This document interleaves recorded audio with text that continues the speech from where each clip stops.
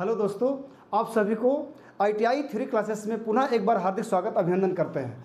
तो देखिए, आज के वीडियो में आपको बताने वाला हूँ मल्टीपल चॉइस क्वेश्चन आंसर, जो लेथ से संबंधित होता है। एक नंबर का क्वेश्चन किस प्रकार का बोर्ड में कैसे पूछेगा, या मैं जो पढ़ा रहा हूँ उसमें से एक नंबर आपको कैसे समझना है और उसको मतलब क्या होता है कि एक नंबर का क्वेश्चन जो किया है उसका मतलब क्या होता है, इन सब के बारे में जो हम बताएंगे। तो चलिए आइए बिना देरी हुए समझते हैं।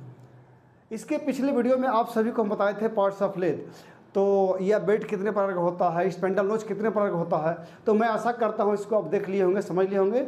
अगर नहीं देखे होंगे तो नीचे डिस्क्रिप्शन बॉक्स पे लिंक दे दिया गया है, वहां से आप जाकर देख सकते हैं, समझ सकते हैं। अगर उसमें समझने में किसी प्रकार का दिक्कत हो रहा है, परेशानी हो रहा है, आपको नहीं समझ पा रहा है, तो कमेंट्स बॉक्स में लिख कर भेज दीजिए कि सर ये मुझे नहीं आ रहा है, तो मैं उसका तुरंत आंसर दूंगा। ठीक है, तो चलिए बिना देरी के हुए आइए समझते हैं। हम लोग जो है एक नंबर का क्वेश्चन जो पिछले वीडियो में आप सभी को हम बताए थे, उसी से संबंधित मैं क्वेश्चन पूछूंगा और आपसे उसी जो पिछला वीडियो में जो आप सभी को हम बताए थे उसी से संबंधित जो एक नंबर का क्वेश्चन जो है बताएंगे। तो चलिए देखिए, यहाँ पे फर्स्ट क्वेश्चन पढ़ते हैं हम लोग जो है। क्वेश्चन नंबर 1 कि ढलवा लोहे को रफ खंड बनाकर लंबे समय के लिए बाहर रखा जाता है। ठीक है, क्या बोला है कि ढलवा लोहे को रफ खंड बनाकर लंबे समय के लिए बाहर रखते हैं, उसे क्या कहते हैं। अब देखिए, इसमें से 4 ऑप्शन दिया है। वातावरणीय बोलते हैं, सीजनिंग बोलते हैं, वैकल्पिक बोलते हैं, विकृति बोलते हैं। ये चारों में से एक सही होगा। तो सही आपका कौन सा होगा? देखिए यहाँ पे बी ऑप्शन बिल्कुल यहाँ पे सही होगा, सीजनिंग होगा। अब देखिए क्वेश्चन नंबर 2। ओके, खराद मशीन का बेड किस धातु का बना होता है? खराद मशीन का बेड किस धातु को बना होता है? तो देखिए, ढलवा लोहा, पीतल, तांबा, माइल्ड स्टील। क्या है? ए ऑप्शन है ढलवा लोहा, बी है पीतल, सी है तांबा, डी है माइल्ड स्टील। तो देखिए चारों में से एक सही होगा। तो सही कौन होगा आपका? ए ऑप्शन को देखते हैं, वहां पे क्या होगा? ए ऑप्शन बिल्कुल आपका सही होगा, ढलवा लोहे का बना होता है। ठीक है, लेथ मशीन का जो बेड तैयार किया जाता है, बेड बनाया जाता है, वो ढलवा लोहा का बनाया जाता है। अब ढलवा लोहे में भी समझ लीजिए कि close granite grey cast iron का बनाया जाता है। कौन सा होता है? Close granite grey cast iron का बनाया जाता है। लेकिन यहाँ पे देखिए close granite grey cast iron नहीं लिखा है, तो ये ऑप्शन को देखते हुए यहाँ पे क्या होगा? ढलवा लोहे का बनाया जाता है। ढलवा लोहे में जब ये पूछेगा close granite grey cast iron का बनाया जाता है। ठीक है, close granite grey cast iron का जो है बनाया जाता है। ओके, तो अब इस तरह से देखिए तीसरा नंबर चलते हैं। कुछ खरादों में गार्ड लगा होता है, उसका क्या नाम होता है? जैसे कुछ खराद होता है उसमें एक गार्ड लगा होता है। अब स्प्लैश गार्ड बोलते हैं, या बॉडी गार्ड बोलते हैं, या होम गार्ड बोलते हैं, या लेग गार्ड बोलते हैं। वो होता क्या है? तो देखिए यहाँ पे कुछ खरादों में गार्ड लगा होता है, उसको क्या बोलते हैं? स्प्लैश गार्ड होता है। कौन सा होता है? Splash guard.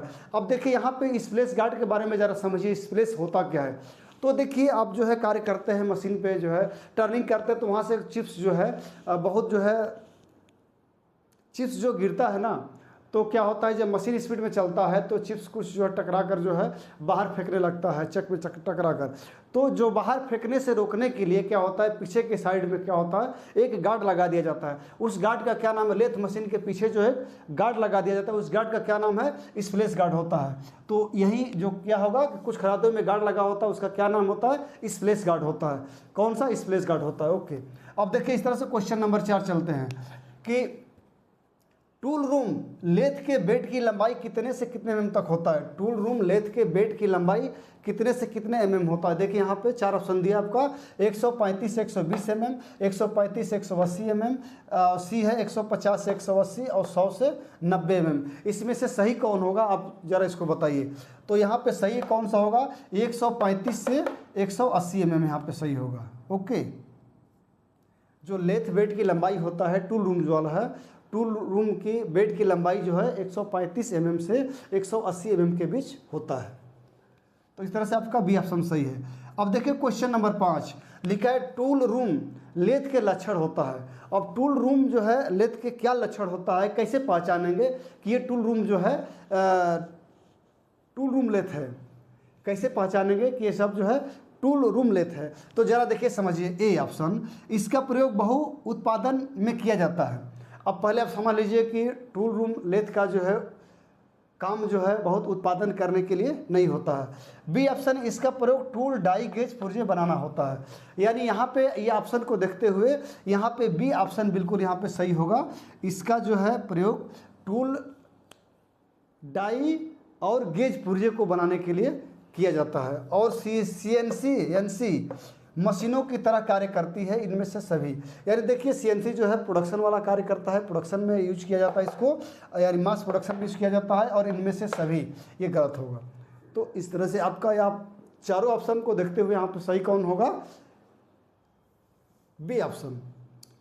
अब क्वेश्चन नंबर 6 चलते हैं। देखिए 6, किस खराद में gear box carriage lead screw rod नहीं होता है?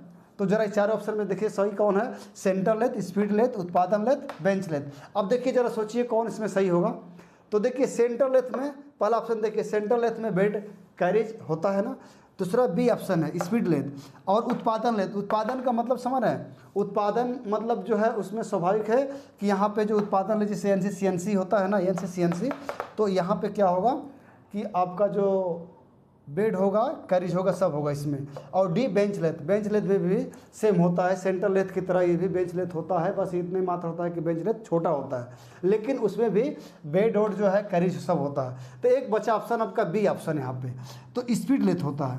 स्पीड लेथ में जो है carriage lead screw feed rod नहीं होता है। चलिए देखिए अगला क्वेश्चन। देखिए क्वेश्चन नंबर 7 चलते हैं। देखिए देखते हैं क्या लिखा है कि गैप बेड के लेथ के मेन बेड के निम्न भाग में से फिट रहता है। ओके, यानी ए ऑप्शन है हेड स्टॉक वाले सिरे पर, बी है बेड के मध्य भाग में टेल स्टॉक वाले सिरे पर, डी है कहीं भी। आप सारा खुद सोचिए, बताइए कि गैप बेड होता है लेथ मशीन में, तो गैप बेड कहीं फिट कर सकते हैं क्या? खुद सोचिए जरा, क्या टेल स्टॉक के पास फिट कर सकते हैं, या हेड स्टॉक के पास फिट कर सकते हैं, या मध्य में? कहीं तो फिट नहीं कर सकते हैं। इसका एक जगह निर्धारित है, ठीक है। और निर्धारित कहाँ है देखिए यहाँ पे ऑप्शन में क्या सही होगा? हेड स्टॉक वाले सिरे पे, बी है मध्य भाग में, और सी है टेल स्टॉक वाले सिरे पर, डी है कहीं भी। तो ये चारों ऑप्शन को देखते हुए आपका बिल्कुल ऑप्शन सही होगा यहाँ पे ए ऑप्शन। हेड स्टॉक वाले सिरे पे जो है हेड स्टॉक जहाँ होता है उसी के पास बिल्कुल जो है गैप बेड लगाया जाता है। अब देखिए गैप बेड क्यों लगाया जाता है, आपको पिछले वीडियो में बता दिए थे, और आज भी मैं पुनः आप सभी को तुरंत बता दे रहा हूं कि देखिए गैप बेड का उद्देश्य वहाँ किया जाता है जहाँ पे जो है बहुत बड़ा व्यास हो, छोटा लंबाई, उसका जाप का लंबाई जो है छोटा हो, और उस पर बड़ा व्यास हो, उसको टर्निंग करना होता है। तो वहाँ पे गैप बेड क्या करते हैं कि हटा देते हैं, और हटा कर जो है उस जाप पर जो है टर्निंग कर सकते हैं। तो इसका ध्यान रखना आप सभी लोग। तो अब देखिए क्वेश्चन नंबर 8, निम्न में से क्या लेथ की विशिष्टियाँ में से नहीं होता है? ओके, निम्न में से क्या लेथ की विशिष्टियों में नहीं होता है, यानी स्पेसिफिकेशन। जब आप बताइए जो लेथ मशीन जब आप खरीदने जाएंगे, या लेथ मशीन जो कोई लेने जाएगा, तो उसमें स्पेसिफिकेशन होता है आपको क्या क्या चाहिए, ठीक है। यानी उसमें से आप देखिए जब खरीदने जाएंगे तो उसमें से ये 4 ऑप्शन दिया है, जिसमें से एक चीज़ जो है गलत है, वहाँ एक चीज़ विशेष स्पेसिफिकेशन में कह लीजिए या विशिष्टियों में नहीं आता है। अब कौन सा है देखिए 4 ऑप्शन में से जो स्पेसिफिकेशन में नहीं आता है? ए ऑप्शन है स्पिंडल के चक्कर प्रति मिनट, बी है लेथ के दोनों केंद्रों के बीच की दूरी, और सी है सेंटर की गाइड वेज की ऊंचाई, और डी है लेथ की समस्त लंबाई। देखिए चारों में से एक सही है। अब चारों में से एक सही कौन सा है? यहाँ पे जो है इसमें से निम्न में से क्या लेथ की विशिष्टियों में नहीं होता है? तो ये ए ऑप्शन देखते, चारों को देखते हुए यहाँ ए ऑप्शन बिल्कुल सही होगा। स्पिंडल के चक्कर प्रति मिनट जो है नहीं होता है। देखिए अब इसमें लेथ के दोनों केंद्र के बीच की दूरी, लेथ के दोनों केंद्रों के बीच की दूरी यानी लाइव सेंटर से डेड सेंटर के बीच की लंबाई जो बता रहा है, ठीक है, यानी यहाँ पे होता है। और जो है सी है सेंटर की गाइड वेज से ऊंचाई, ठीक है। जैसे लेथ का जो ऊपरी भाग होता है, बेड का ऊपरी भाग होता है, फिर सेंटर से ऊंचाई होता है, उसका कितना होना चाहिए, और लेथ की समस्त लंबाई, लेथ का टोटल कितना लंबाई होता है। तो ये सब जो है आपका बी सी डी ये लेथ के विशिष्टीकरण में आता है, और जो स्पिंडल के चक्कर प्रति मिनट जो है नहीं आता है। तो इसको ध्यान रखना है। फिर इसके बाद क्वेश्चन नंबर 9 चलते हैं। कौन पुली हेड स्टॉक में पुली को चलाया जाता है? कौन पुली हेड स्टॉक में पुली को चलाया जाता है? देखिए हाथ द्वारा चला जाता है, शक्ति द्वारा, मेन मोटर द्वारा, ये सभी। तो देखिए कौन पुली जो है ये मेन मोटर द्वारा चला जाता है। कहाँ पे?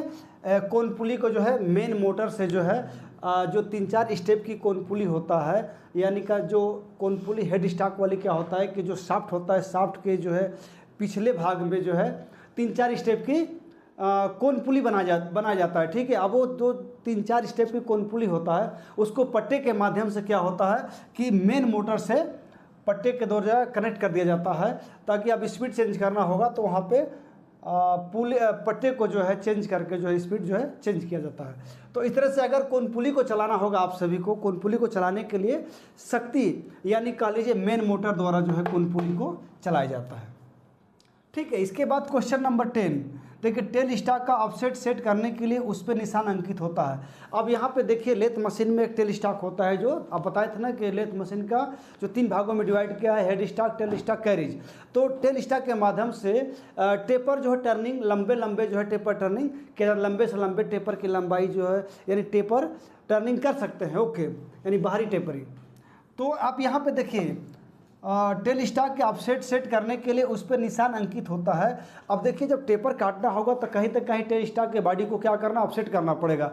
तो ऑफसेट करने के लिए उसमें कोई निशान अंकित होगा। वहीं पूछ रहा है कि वो निशान जो है किस में अंकित होता है, डिग्री में होता है, mm में होता है या, तो देखिए यहाँ पे पूछा है कि ए डिग्री में होता है, बी मिलीमीटर में होता है, सी डिग्री व मिलीमीटर में होता है, टेपर प्रति फुट में होता है। तो यहाँ पे इसको देखते हुए आपको जो है बी बिल्कुल यहाँ सही कर देना है, mm में होता है। टेल स्टॉक के बॉडी को ऑफसेट जो है mm में किया जाता है, दाएं या बाएं किया जाता है। ओके, तो अब चलिए देखिए ये क्वेश्चन नंबर 11। देखिए इसमें क्या लिखा है कि टेल स्टॉक को ऑफसेट करके निम्न कार्य किया जाता है। ठीक है, टेल स्टॉक को ऑफसेट करके निम्न कार्य किया जाता है। बाहरी टेपर टर्निंग किया जाता है या अंदरूनी टेपर किया जाता है, बाहरी व अंदरूनी टेपर या इनमें से कोई नहीं। अब देखिए यहाँ पे टेल स्टॉक को ऑफसेट जब कर देंगे तो उसमें से कौन सा टेपर टर्निंग करेंगे। ओके, या क्या अंदर टेपर टर्निंग करना है या बाहरी करना है या दोनों करना है। तो देखिए कभी भी टेपर टर्निंग जो है ऑफसेट जो है टेल स्टॉक के माध्यम से बाहरी टेपर ही प्रयोग किया, बाहरी टेपर ही टर्निंग किया जाता है। ठीक है, जिसे टेल स्टॉक को ऑफसेट करके निम्न में से निम्न कार्य किए जा सकते हैं। बाहरी टेपर टर्निंग किया जाता है। कौन सा होता है, बाहरी टेपर टर्निंग किया जाता है। अंदरूनी टेपर नहीं होगा, बाहरी व अंदरूनी टेपर इनमें से कोई नहीं। तो यहाँ पे चारों ऑप्शन को देखते हुए यहाँ पे कौन होगा, बाहरी टेपर टर्निंग किया जाता है। ओके, अब इस तरह से देखिए क्वेश्चन नंबर 12, लीड स्क्रू का प्रयोग कब किया जाता है। अब उसमें देखिए बताए थे आप सभी को कि लेथ मशीन में लीड स्क्रू होता है, एक फीड रॉड होता है। तो फीड रॉड कब प्रयोग करेंगे, लीड स्क्रू कब प्रयोग करेंगे। तो यहाँ लीड स्क्रू पूछ रहा है। लीड स्क्रू का प्रयोग कब किया जाता है, चूड़ी काटते समय, टेपर टर्निंग करते समय या ये सभी। क्या ये बताइए कि चूड़ी काटते समय लीड स्क्रू चलाया जाता है, टेपर टर्निंग करते समय चला जाता है, टेपर टर्निंग करते समय या ये सभी। तो चारों ऑप्शन को देखते हुए यहाँ पे देखिए जब आप लेथ मशीन पे जो चूड़ी काटेंगे, ओके, चूड़ी बनाएंगे, उस पर थ्रेड की कटिंग करेंगे, तो वहाँ पे उस दौरान जो है लीड स्क्रू को जो है चलाया जाता है। तो इस तरह से देखिए जो है, देखिए जो पिछले वीडियो में आप सभी को बताए थे तो उससे कुछ संबंधित एक नंबर क्वेश्चन है जो बता दिए हैं, और आगे भी और बता देंगे। जो छूटा रहेगा उसके अगले वीडियो में आप सभी को बता देंगे। तो इसी तरह से आज का हम ये क्लास समाप्त करते हैं। अगले वीडियो में ऐसे ही मल्टीपल चॉइस क्वेश्चन आंसर के साथ फिर मिलेंगे। तो जय हिंद, जय भारत।